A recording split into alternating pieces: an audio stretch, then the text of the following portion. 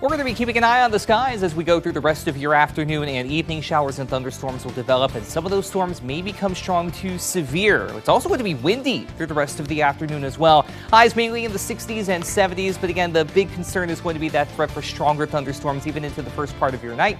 Lows, for what it's worth, will be mainly in the 40s. More windy weather to talk about and more rain as well as we go through the next couple of days. Details on that coming up, but until then, Midday in KELOLAND starts right now. Live from KELOLAND Media Group, Midday in KELOLAND. Coming up, South Dakota Governor Kristi Noem doubles down on her new book, how it's already being revised. And a powerful tornado destroys a building in Lincoln, Nebraska. We're going to show you the dramatic video. Good afternoon, and thanks for having us in. Governor Kristi Noem is doubling down on No Going Back, her controversial new memoir. It hits shelves tomorrow and is already being revised. Nicole Skanga reports.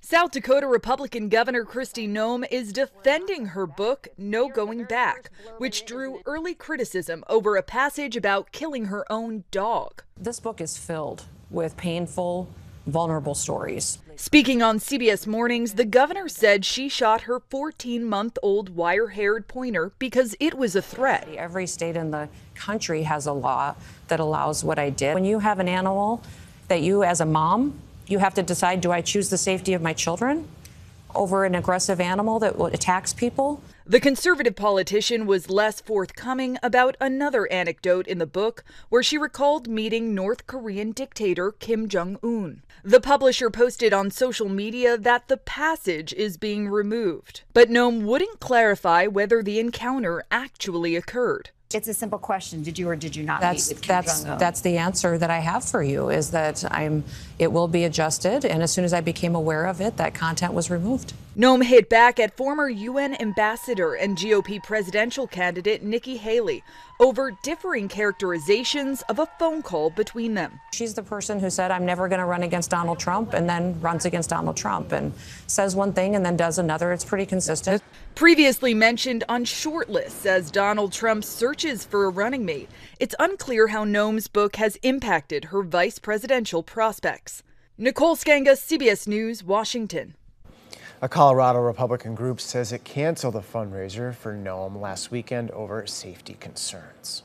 Tonight on KELOLAND News, we're going to look at Noem's response to the wave of criticism she has received from both Republicans and Democrats over the killing of the 14-month-old hunting dog and the Kim Jong-un story. Today, Noem is speaking with a number of CBS affiliates. Pivoting to weather, let's see what Adam has for us today in the Storm Center. It's going to be a little bit of everything. Now that we are certainly in the start of severe weather season, we're going to have that on our plate as we go through the afternoon and into the evening. We'll start with a view to the southeast from our camera in Gregory. That's out pointing toward the town of Burke. A lot of cloud cover to talk about in many locations, but not necessarily for everybody. And I say that because we also have Rapid City. Yes, we have sunshine, but also notice those thunderstorms out there in the distance. We're starting to see a little bit of activity out that way. 64 out in Pennington County, a southerly breeze at just 6 miles per hour, but don't get used to that light breeze. It is going to get rather windy as we go into the afternoon and for the next couple of days for that matter. The outlier by a wide margin right now, Custer sitting at 47. Otherwise, 56 Pierre as well as Mobridge, 54 in Faith, 62 here in Sioux Falls, 59 for Brookings, 65 Watertown, Aberdeen, and Spencer both at 66. There is the wind, sustained winds, mind you, anywhere from 20 to 30 miles per hour in many locations. Slightly better toward Spearfish. We saw Rapid City a little bit earlier, Custer, even southeastern KELOLAND to a lesser extent, around 10 to 20 miles per hour in many locations. But we do have multiple wind headlines in place, not just for today, but also for the day tomorrow in portions of KELOLAND. We'll get to that in a moment, but for now, we want to focus on just what's going to be starting to come around in the next couple of hours. You saw those thunderstorms to the north of Rapid City. That's along a broken line out that way. Another broken line of showers and the occasional thunderstorm roughly between Mobridge and Aberdeen, then headed over toward Huron and Madison. We'll be keeping an eye on the skies through the afternoon, into the evening, and even the first part of your night if you're in Minnesota and northwestern Iowa. Marginal risk in green, a slight risk in yellow for severe weather, with wind and hail being the main concerns. But there is that isolated tornado risk with any storm that's going to pop up, especially in that slight risk area in yellow. Again, we have time to go into more detail on that a little bit later on. But for the rest of your day today, outside of the threat for stronger thunderstorms and the wind, for what it's worth, we're talking about highs in the upper 60s and low 70s as we go through your afternoon, both in southeastern and even northeastern KELOLAND for that matter. To the west, it's a bit of a different story. Yeah, it's going to be windy like everybody else, but we are also going to have some cooler readings in the low 60s toward Hot Springs and Spearfish. And while much of the region is going to be talking about the threat for thunderstorms, the Black Hills may be a little bit something different. Talk about that as well coming up in your extended forecast. Sounds good. Thank you, Adam. This week is Teacher Appreciation Week, a time to celebrate teachers. As part of the week's events, the South Dakota Department of Education is announcing the state's Regional Teachers of the Year. Sioux Valley Elementary kindergarten teacher Amy Verheist was named in Region 1. Region 2 was Brandon Valley Middle School art teacher Aaron Reef. In Region 3, it's Sanborn Central High School math teacher Megan Wilson.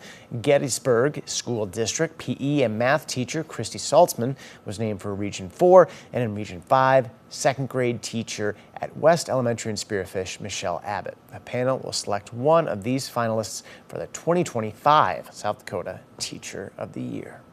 Siouxland Libraries will be holding a ribbon cutting for its first ever Story Walk tomorrow. It will be at Turtle Creek Park in Hartford. The Story Walk features pages from children's books displayed on 20 reading stations along around 865 feet of trail. The ribbon cutting will take place at 11 o'clock tomorrow morning. Central Sioux Falls is home to the Cathedral Historic District. Home building in the neighborhood dates back to the 1870s. The curator of education at Siouxland Heritage Museum says the area was home to prominent names in Sioux Falls. Many of these were architecturally drawn homes. They're also done in many of the popular styles of the era. The hot style of the 1880s and the 1890s was the Queen Anne style, with its tall turrets and big wraparound porches and an asymmetrical floor plan. Colonial Revival homes become very popular as well. Coming up in tonight's Eye on KELOLAND, we're going to step inside two historic homes in the neighborhood.